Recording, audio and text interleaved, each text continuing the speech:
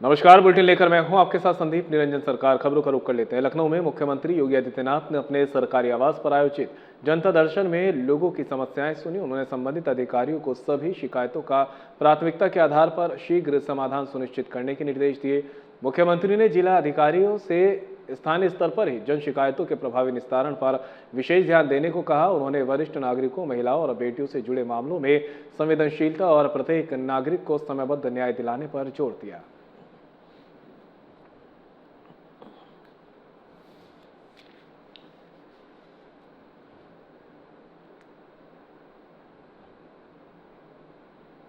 कानपुर पहुंचे उत्तर प्रदेश के जल शक्ति मंत्री स्वतंत्र देव सिंह ने नमामि गंगे गोष्ठी में भाग लिया। उन्होंने कहा कि जल जीवन मिशन के तहत बुंदेलखंड में हर घर तक नल का पानी पहुंचाया गया है, जिससे महिलाओं को बड़ी राहत मिली है। मंत्री ने दावा किया है कि वृक्षारोपण और अमृत सरोवर जैसी योजनाओं से क्षेत्र में भूजल स्तर में उल्लेखनीय सुधार हुआ है। उन्होंने कहा कि प्रधानमंत्री की पहल से जल संरक्षण और जल प्रबंधन को नई दिशा मिली है।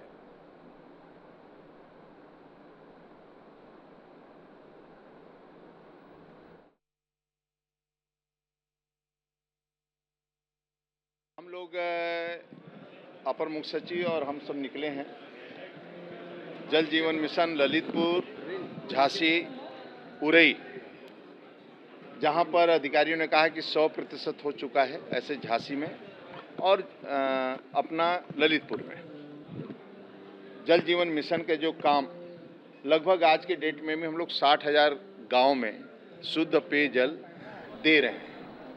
उसी जल अर्पण के अभियान के रूप में जल संचय और ये सब विषयों को लेकर हम लोग गोष्ठी और उनके माध्यम। यूथ कांग्रेस की प्रस्तावित पदयात्रा से पहले कानपुर में जिला अध्यक्ष अब्दुल माबूद सिद्दीकी और एनएसयूआई प्रदेश अध्यक्ष अनस रहमान समेत कई कांग्रेस नेताओं को पुलिस ने हाउस अरेस्ट कर दिया। यूथ कांग्रेस और एनएसयूआई शिक्षा मंत्री धर्मेंद्र प्रधान के इस्तीफे, मौलाना मोहम्मद अली जौहर विश्वविद्यालय से जुड़े मुद्दे तथा शहर के जर्जर सड़कों और नालों को लेकर ज्ञापन सौंपने वाले थे। अब्दुल माबूद सिद्दीकी ने सरकार पर लोकतांत्रिक विरोध को रोकने का आरोप लगाया।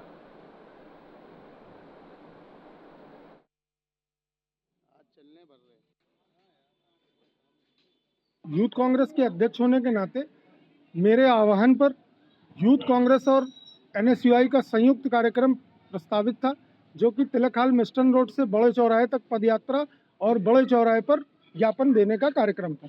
लेकिन ये सरकार हर तरह के विरोध को दबाना चाहती है, हम लोगों का दमन करना चाहती है, हमारे लोकतांत्रिक अधिकारों को छीनना चाहती है। इसलिए आज मुझको हाउस अरेस्ट किया गया। आज हमारा ज्ञापन महामहिम राष्ट्रपति जी को धर्मेंद्र प्रधान के इस्तीफे के लिए था। मोहम्मद अली जौहर यूनिवर्सिटी को गिराए जाने के संबंध में, उसको बचाने के संबंध में हमारा ज्ञापन।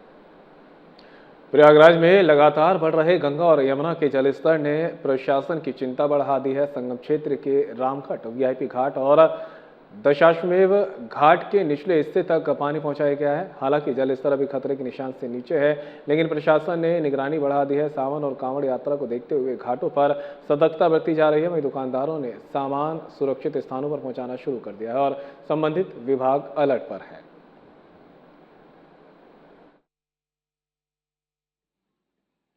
देखिए, अब बाढ़ के संबंध में आप जानते हैं कि प्रयागराज में सबसे ज़्यादा जो प्रभावित क्षेत्र होता है वो हमारा सदर तहसील होता है, और उसमें भी जो अर्बन एरिया है वही ज़्यादा प्रभावित होता है। जो नदी के किनारे बहुत सारे जो क्षेत्र विकसित हो गए हैं, बहुत सारे मोहल्ले हैं, चाहे वो बघाड़ा हो या राजापुर हो या इस तरह की सलोरी है, बहुत सारे ऐसे मोहल्ले हैं जहाँ पे पानी काफ़ी भर जाता है। तो उसको देखते हुए हम लोगों ने इस बार काफ़ी पुख्ता प्रबंध किए हैं।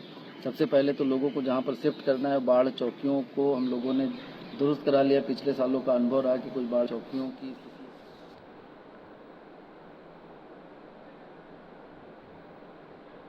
नीट यूजी री-एग्जाम रिजल्ट पर कानपुर के छात्रा ने गंभीर सवाल उठाए हैं। आर्या सिंह का दावा है कि 2 घंटे में वेबसाइट पर 2 अलग-अलग स्कोर दिखे हैं। ओएमआर के हिसाब से 609 नंबर, लेकिन रिजल्ट में पहले 540 फिर 167 अंक के। एनटीए और शिक्षा मंत्री को मेल भेजकर निष्पक्ष जांच की मांग की है। छात्रा बोली, न्याय नहीं मिला तो राष्ट्रपति, प्रधानमंत्री और मुख्यमंत्री तक मामला पहुंचाऊंगी। पूर्व सैनिक की बेटी आर्या सिंह ने रिजल्ट में तकनीकी गड़बड़ी का आरोप लगाया है।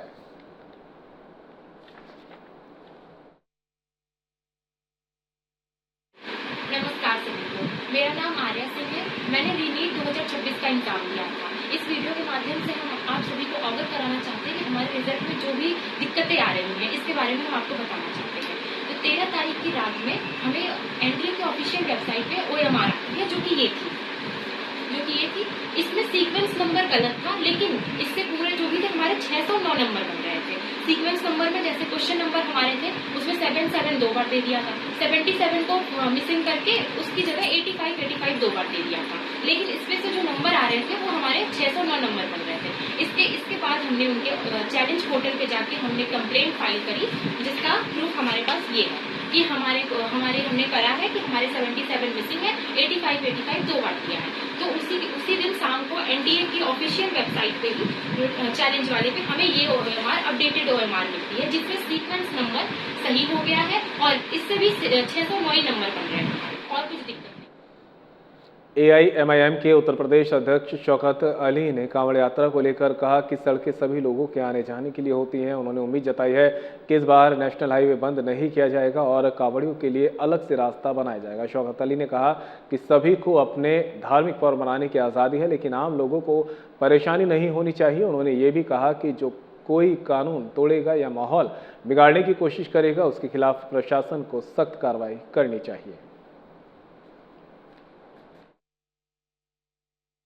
मैं तो मुबारकबाद देता हूँ सावन की आप लोगों को, और मुझे उम्मीद है कि इस मर्तबा नेशनल हाईवे को बंद नहीं किया जाएगा, कांवड़ियों के लिए अलग से रास्ता बनाया जाएगा, क्योंकि सड़कें चलने के लिए होती है, ना कि कांवड़ के लिए होती है, ना कि नमाज के लिए होती है। ऐसा मैं नहीं, मुख्यमंत्री जी ने खुद ही कहा है। तो सड़कें अगर चलने के लिए तो सिर्फ उसको चलने के लिए रखा जाए, ना कि नेशनल हाईवे को बंद करके जनता के रास्ते को तंग किया जाए, रूट को डाइवर्ट किया जाए, तो परेशानी बढ़ती है। तो कम से कम इसका लिहाज रखना चाहिए, और मुझे उम्मीद है कि इस मर्तबा योगी आदित्यनाथ जी इसको। मथुरा के बांके बिहारी मंदिर में चढ़ावे के सामान चोरी होने के मामले को लेकर साधु संतों में नाराजगी है। फलाहारी महाराज ने मुख्यमंत्री योगी आदित्यनाथ को पत्र लिखकर पूरे मामले की जांच की मांग की है। उन्होंने आरोप लगाया कि मंदिर से चांदी का रथ, सिंहासन और 4 चांदी के पलंग समेत कई कीमती सामान गायब है। फलाहारी महाराज ने इस मामले में CBI या SIT जांच कराने की मांग की है। उनका कहना है कि श्रद्धालु भगवान के लिए जो सामान दान करते हैं उनकी सुरक्षा सुनिश्चित होनी चाहिए और दोषियों पर सख्त कार्रवाई होनी चाहिए।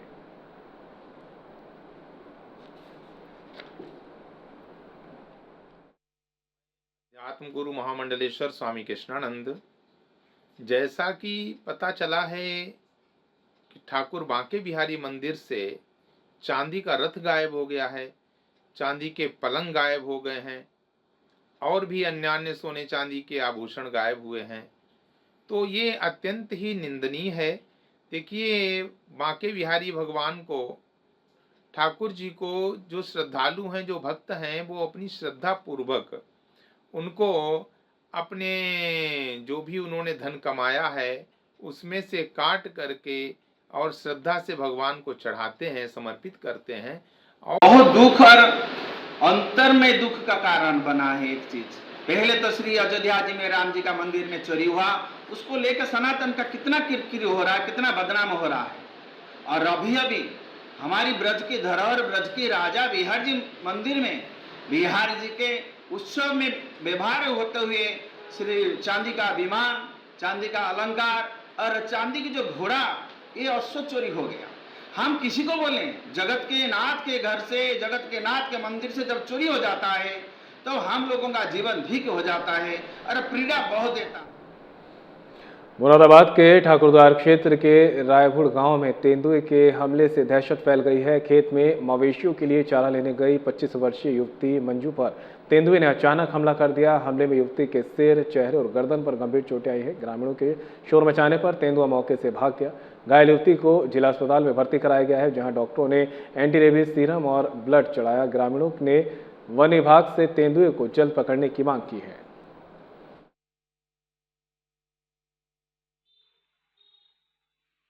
मंजू है, सन ऑफ वो डॉटर ऑफ अमर सिंह, ठाकुर द्वारा से आई है।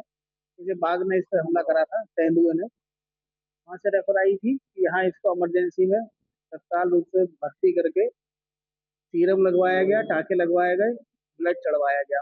ये हमारी सिस्टर है। क्या पूरा पिक्चर है जिला अस्पताल में तो इलाज चल रहा है इस समय मौजूदा। किस चीज का? तेंदुए ने हमला कर दिया था। किस जगह पे?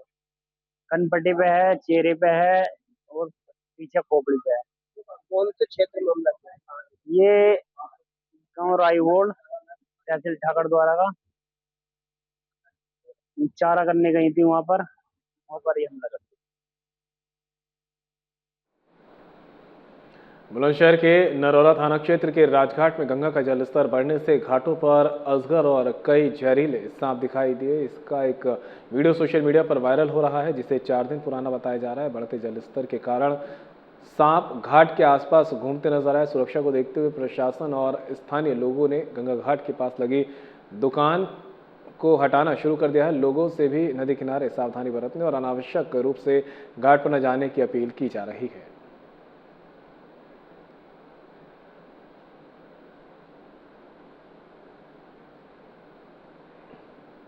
लखनऊ के जवाहर भवन की सबसे ऊपरी मंजिल पर स्थित कैंटीन में आग लग गई। जवाहर भवन में कई सरकारी विभागों के कार्यालय है। सूचना मिलते ही दमकल विभाग की कई गाड़ियां मौके पर पहुंची और आग बुझाने का काम शुरू किया गया। राहत की बात यह रही कि समय रहते बचाव कार्य शुरू कर दिया गया। फिलहाल आग लगने के कारणों का पता लगाया जा रहा है और स्थिति पर प्रशासन की नजर बनी हुई है।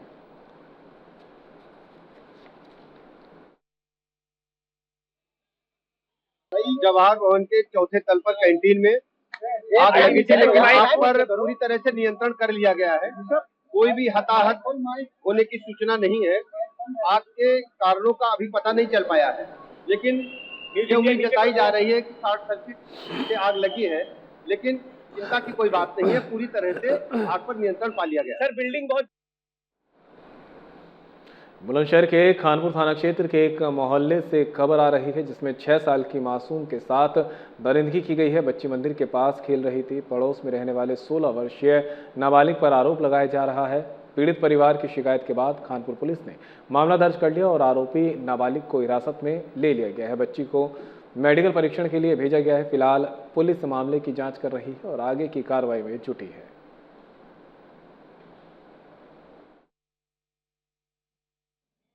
मैं थाना क्षेत्र खानपुर में इसलिए आई हूँ कि मेरी बच्ची के साथ गलत काम किया है। उसने रेप करने की किसने किया है गलत काम? करण नाम का लड़का है, पड़ोस का है। पिता का नाम सुलंदर है। लड़की कहाँ पर खेल रही थी? लड़की खाटू श्याम मंदिर पर खेल रही थी। कितने वहाँ बजे से की वो घटना ले है? गया। 1 बजे की घटना है। वहाँ से वो ले गया उसे पहला। बुलंदशहर के सिकंदराबाद क्षेत्र में गुलावठी रोड स्थित गांव पीरबियानी के पास तेज रफ्तार बाइक बुग्गी से टकरा गई। हादसे में बाइक सवार 2 लोग गंभीर रूप से घायल हो गए। स्थानीय ग्रामीणों ने तुरंत एम्बुलेंस की मदद से दोनों घायलों को अस्पताल पहुंचाया। बताया जा रहा है कि दोनों अपनी बेटी से मिलकर अपने गांव मसौता लौट रहे थे। पुलिस ने घटना की जानकारी लेकर मामले की जांच शुरू कर दी है।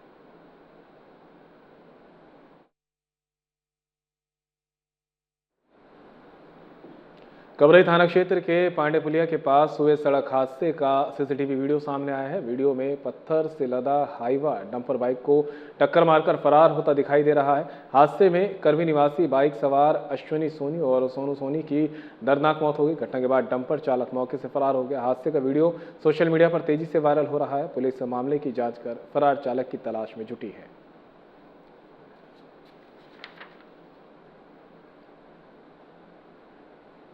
बुलंदशहर के खुर्जा सिटी स्टेशन के पास तेलियाघाट फाटक स्थित रेलवे लाइन किनारे एक अज्ञात युवक का शव मिलने से सनसनी फैल गई। सूचना पर पहुंची पुलिस ने शव को कब्जे में लेकर पोस्टमार्टम के लिए भेज दिया है। युवक के सिर पर गंभीर चोट के निशान मिले हैं। प्रारंभिक आशंका है कि उसकी मौत ट्रेन की चपेट में आने से हुई है। पुलिस मृतक की पहचान कराने और घटना के कारणों की जाँच में जुटी हुई है।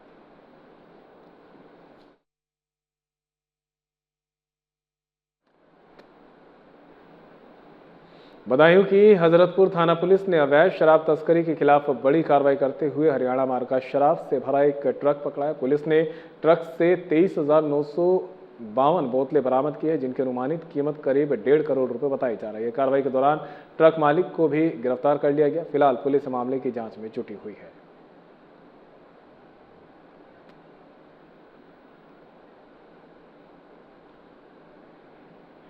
संभल के हजरत नगर गढ़ी थाने में बधाई क्षेत्र के विवाद को लेकर किन्नरों के दो गुट आमने सामने आ गए। पुलिस द्वारा पूछताछ के लिए बुलाए गए दोनों पक्षों के बीच कहासुनी के बाद एक पक्ष ने थाने में हंगामा किया। इस दौरान एक किन्नर ने विरोध स्वरूप नग्न होकर प्रदर्शन किया, जिसमें अफरा तफरी मच गई। पुलिस ने स्थिति को नियंत्रित किया। थाना प्रभारी संजय कुमार ने बताया कि मामले की जांच की जा रही है और साक्ष्यों के आधार पर आगे की कार्रवाई की जाएगी।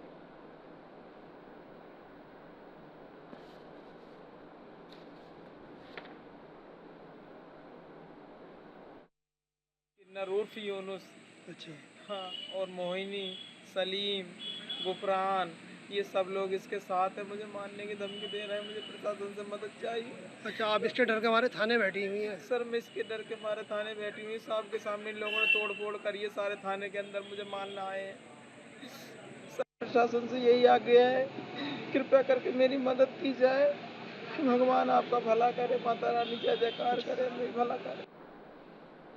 कन्नौज के उमरदा क्षेत्र स्थित जनेसपुर गांव में कई दिनों से बिजली आपूर्ति बाधित होने पर ग्रामीणों ने बिजली घर के बाहर प्रदर्शन किया। ग्रामीणों ने विद्युत विभाग पर लापरवाही का आरोप लगाते हुए कहा कि बिजली न मिलने से धान की रोपाई और सिंचाई का काम प्रभावित हो रहा है। उनका दावा है कि एक दर्जन से अधिक गांव इस समस्या से जूझ रहे हैं। प्रदर्शनकारियों ने जल्द बिजली आपूर्ति बहाल करने की मांग करते हुए चेतावनी दी कि समाधान नहीं होने पर आंदोलन तेज किया जाएगा।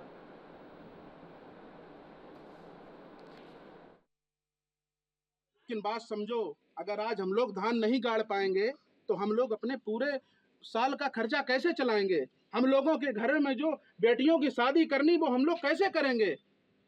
जब धान का जब रेट की बात आती है तब आप 2000 रुपए लेते, 1800 रुपए लेते, बीच में दलाल लग जाते आपके। तब सरकारी मंडी में हम लोगों का रेट नहीं लगाया जाता। आज अगर हम लोग यहाँ बिजली घर में कोई बात कह दें तो मुकदमा लिख दोगे। ये कहाँ का तुम्हारा कानून है? याद रखो, ये जनेसपुर के केवल 10% लोग हैं।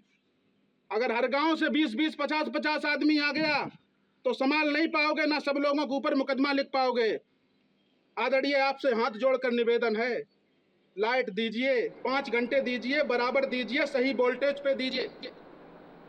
मुरादाबाद के लौंगी सुल्तानपुर गांव में पिछले 15 दिनों से दहशत फैला रहा तेंदुआ आखिरकार वन विभाग के पिंजरे में कैद हो गया है। तेंदुए के पकड़े जाने के बाद ग्रामीणों ने राहत की सांस ली है। वन विभाग को तेंदुए की मौजूदगी की सूचना ग्रामीणों ने दी थी। हालांकि देहात क्षेत्र में अभी भी कोई जगह तेंदुओं का खतरा बना हुआ है। ग्रामीणों ने वन विभाग से इलाके में गश्त बढ़ाने और बाकी तेंदुओं को जल्द पकड़ने की मांग की है।